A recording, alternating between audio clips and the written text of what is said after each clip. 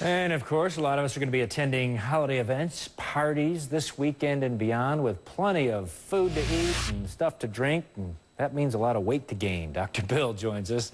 Dr. Bill, I was reading ahead. You've got some very, very specific tips on how you can actually avoid putting on those pounds as soon as you walk in the door of a party.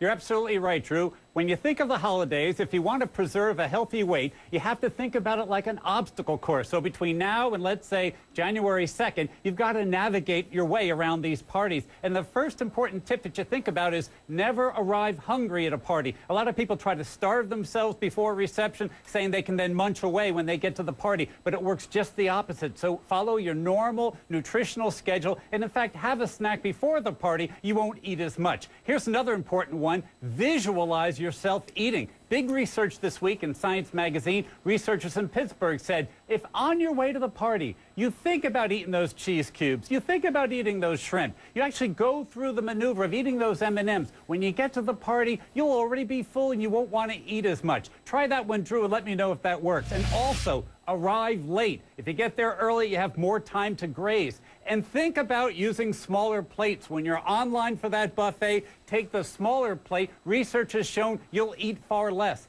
And between every bite, put the fork down. Between every single bite, when you force yourself to pick up the fork, you'll eat less by the end of the party. And of course, always limit the amount of alcohol you drink. Mix in a glass of water or sparkling soda between alcoholic beverages, and you'll keep that calorie count down. Bill, I got to tell you, every time I visualize M&Ms, I want to eat them. So that one's not going to work for me. I'm going to try something else. You said something very interesting. The 30 minutes you arrive, the first 30 minutes are the danger zone.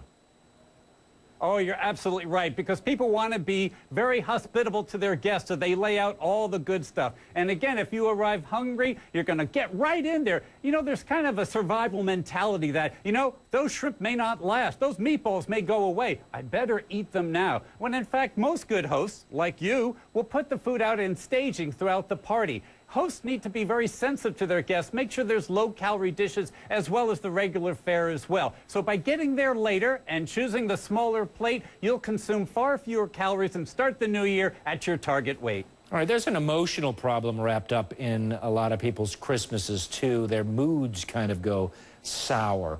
Why does that happen? Well, Drew, we're not talking about somebody that has a diagnosis of a clinical mood disorder. These people need to be in the hands of health professionals. But a lot of healthy people do get down in the dumps when the holidays come. The answer is simple. Too little sun and too much anxiety. Anxiety is linked to depression. And if you're buried with woes about gift wrapping, going to the mall, and the economy, you're really not going to enjoy the holidays. And of course, there's always triggers that can bring you down. So you have to be alert about your feelings. Now, don't wait till next weekend. Now, how are you feeling about the holidays? All right, let me ask you something else, Dr. Bill, because this was a news to me. It was a great idea that I had just never thought of.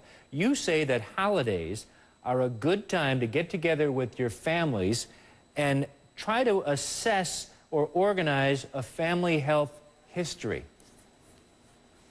I think everyone should do this, Drew, because we know that an accurate family history is one of the most powerful steps that physicians can use to get to a correct diagnosis, now and in the future, for yourself and for your children. So if you're having a family reunion, take a few minutes, sit down and collect some information. Go ahead and build that family tree. And of course, with so many blended families now, that tree is probably going to have many, many branches.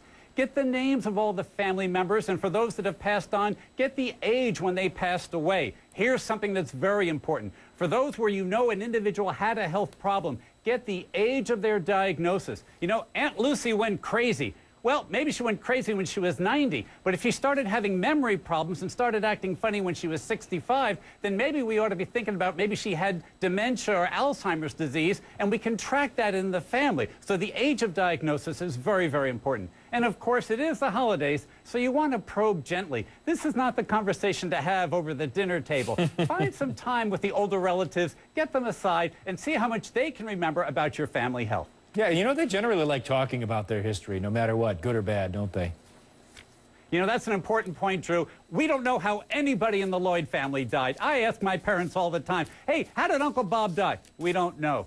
So this is a great opportunity to get that information. And the reason is, if you have this information and there's a family trait, you and your doctor can decide if there's a role for preclinical treatment. Diseases like Alzheimer's and Parkinson's disease, they're offering therapies now to people even before their earliest symptoms if they have a strong family history. So by having this information for yourself and for your children, the next generation of healthcare is going to change tremendously. This information will put you in the best place to have a healthier life and longer survivorship as well.